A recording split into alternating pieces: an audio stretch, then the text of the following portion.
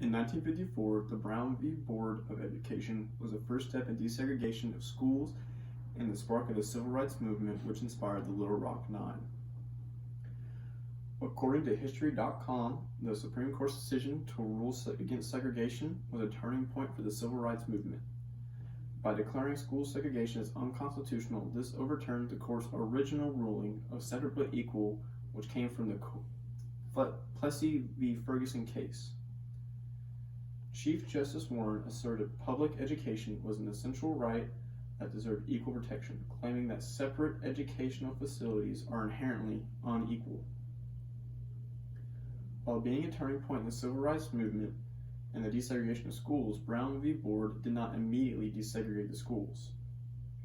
The Supreme Court did not specify how to end school segregation, and according to kinginstitute.stanford.edu, Thurgood Marshall, the NAACP Legal Defense and Educational Funds Chief Counsel, and his team were disappointed that the desegregation was not mandated quickly enough and there was no deadline imposed to have schools desegregated, which resulted in Brown v. Board 2.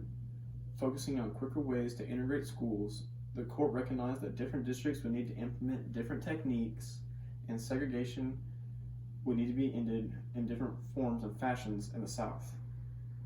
Warren ruled on 31st of May 1955 that school districts were required to desegregate only with all deliberate speed.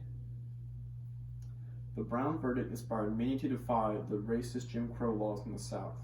However, the ruling upset Southern whites and made them more defensive of the segregation in schools. One of the most famous examples is the Little Rock Nine. I will now turn over to Trevor to further explain the struggles that the kids of the Little Rock Nine had to overcome.